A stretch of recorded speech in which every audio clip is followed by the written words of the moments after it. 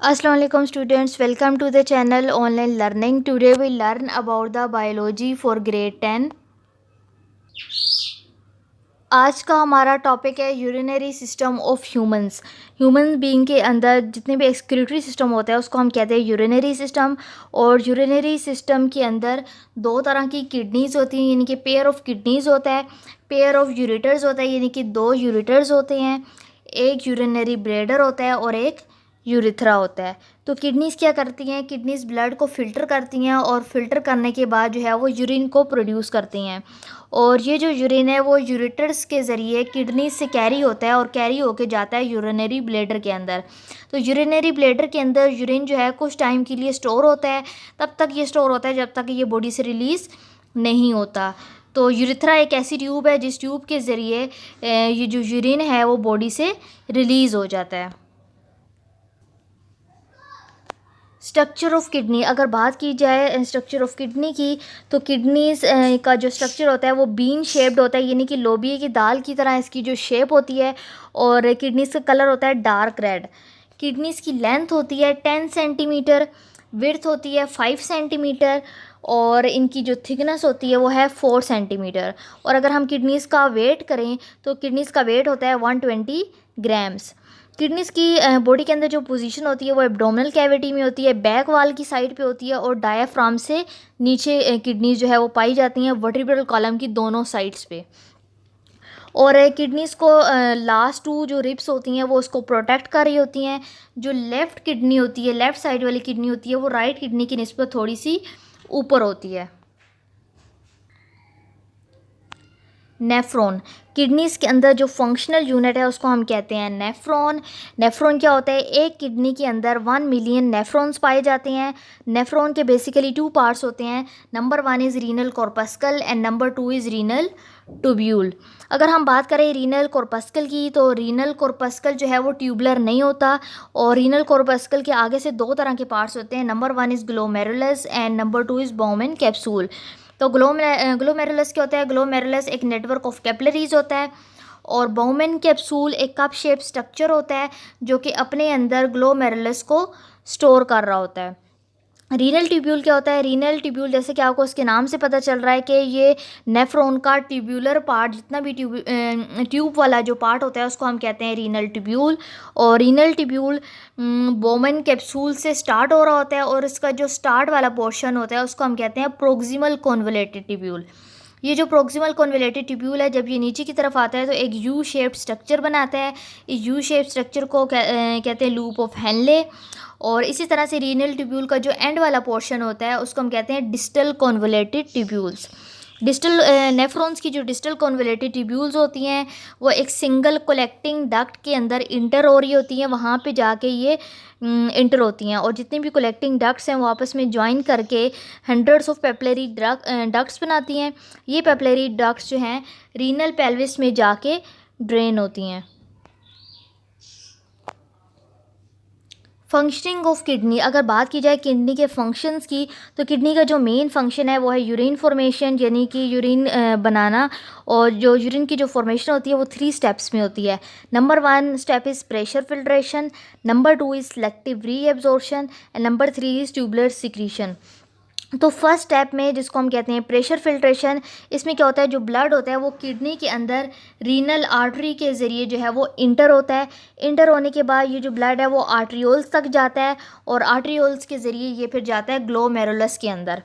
Glomerulus के अंदर इस ब्लड का प्रेशर बहुत ज़्यादा हाई होता है, और इस ब्लड के अंदर से जितने भी वाटर, साल्ट्स, ग्लूकोज या यूरिया होते हैं वो ब्लड में से फोर्स करके बाहर निकाले जाते हैं। वो बाहर निकल के ग्लोमेरुलस कैपिलरी से बाहर चले जाते हैं। तो बाहर जाने के बाद ये जो मटेरियल है वो जाता है बोमेन कैप्सूल के अंदर। बोमेन कैप्सूल के अंदर जब ये मटेरियल चला जाता है तो इसको हम कहते हैं ग्लोमेरुलस फिल्ट्रेट। यूरिन फॉर्मेशन का जो सेकंड स्टेप है वो है सिलेक्टिव रीअब्जॉर्प्शन। सिलेक्टिव रीअब्जॉर्प्शन में क्या होता है, 99% ऑफ जो ग्लोमेरुलस फिल्ट्रेट है वो जो है ब्लड कैपिलरीज, जितनी भी जो ब्लड कैपिलरीज हैं जो कि सराउंड कर रही होती हैं रीनल ट्यूब्यूल्स को, इन ब्लड कैपिलरीज के अंदर ये जो ग्लोमेरुलस फिल्ट्रेट है ये रीअब्जॉर्ब हो जाता है। और ये जो रीअब्जॉर्प्शन का जो प्रोसेस होता है वो ऑस्मोसिस, डिफ्यूजन और एक्टिव ट्रांसपोर्ट के ज़रिए होता है।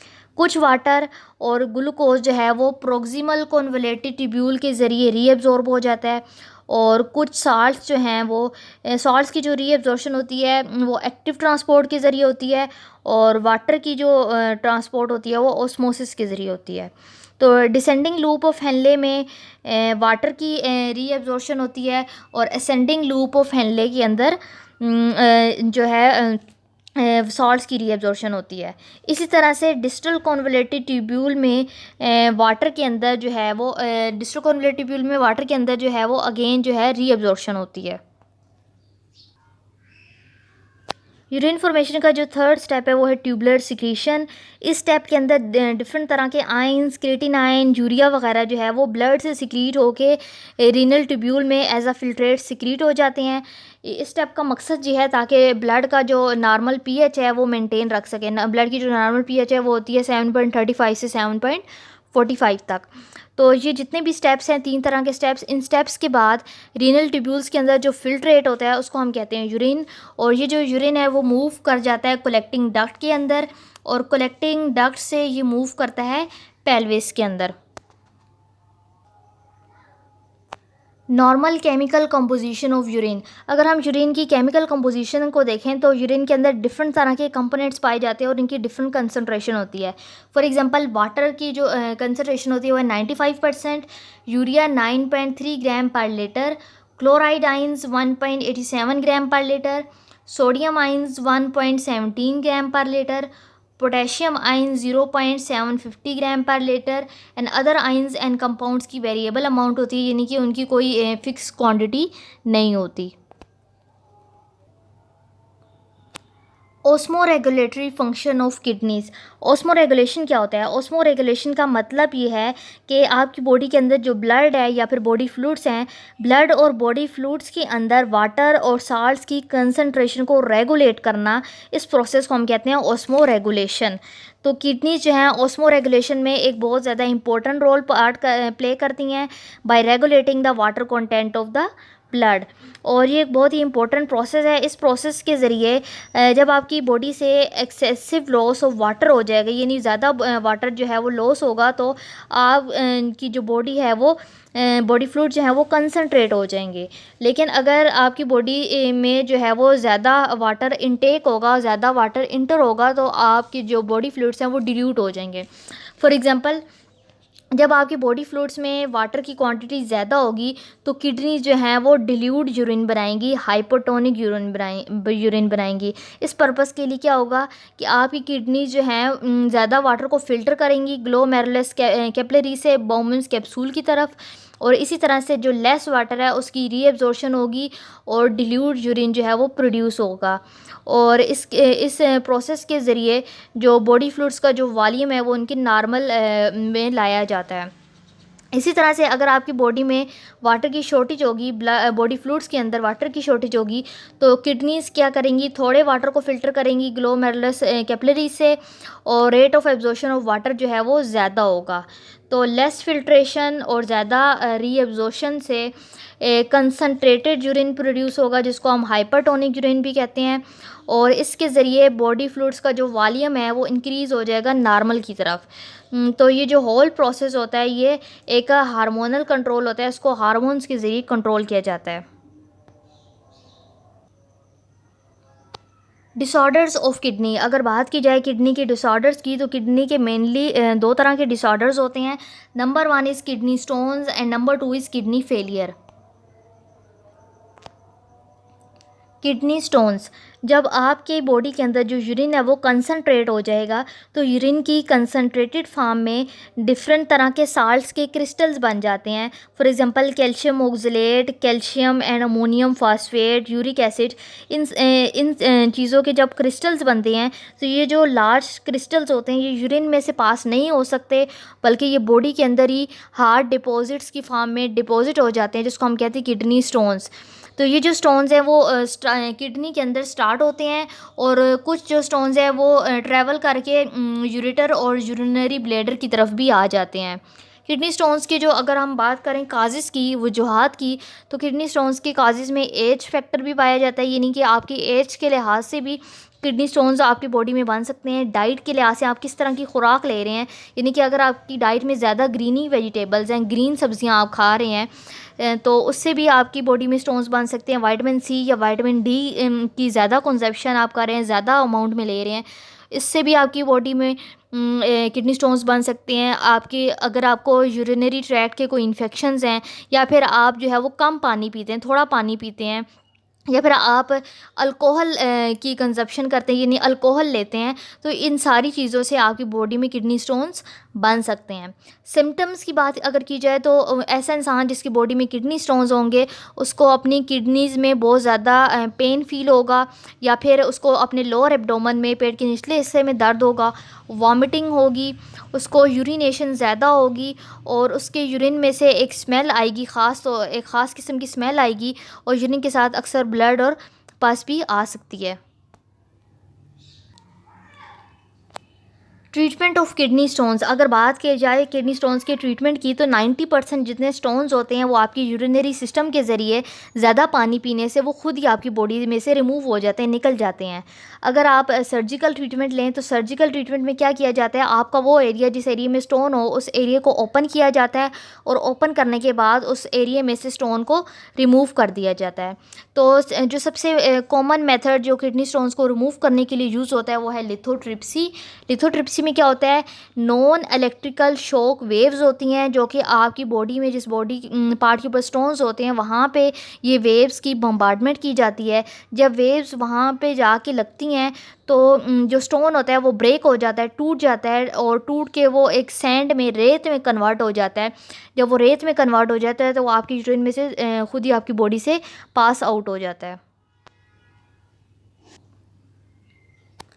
किडनी फेलियर, किडनी फेलियर का मतलब ये है कि आपकी जो किडनीज़ है वो पूरी तरह से या फिर पार्शियल तौर पे अपनी फंक्शनिंग जो है काम करना जब बंद कर देती हैं, तो इसको हम कहते हैं किडनी फेलियर, आपकी किडनीज फेल हो चुकी हैं। तो इसके जो मेन काज होते हैं वो डायबिटीज़ होती है, यानी शुगर, या फिर हाइपरटेंशन, ब्लड प्रेशर। तो ये इन दोनों बीमारियों की वजह से आपकी जो किडनीज़ है वो फेल हो सकती हैं। कुछ ऐसे केसेस होते हैं जिसमें किडनीज़ की जो ब्लड सप्लाई है वो इंटरप्ट हो जाती है, या फिर आप मेडिसिन्स, ड्रग्स जो है वो ज़्यादा अमाउंट में ले लेते हैं। तो ज़्यादा अमाउंट में ड्रग्स लेने से, मेडिसिन्स लेने से भी आपकी किडनीज़ फेल हो सकती हैं।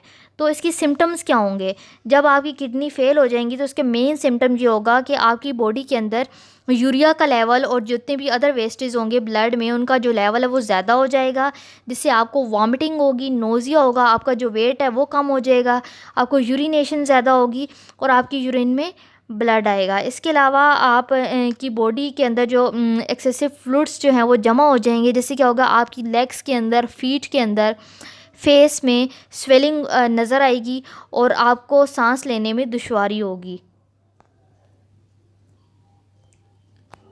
ट्रीटमेंट ऑफ किडनी फेलियर, अगर बात की जाए किडनी फेलियर के ट्रीटमेंट की, तो वो किडनी जो कि फेल हो जाती हैं उनको दो तरह से उनका ट्रीटमेंट किया जाता है।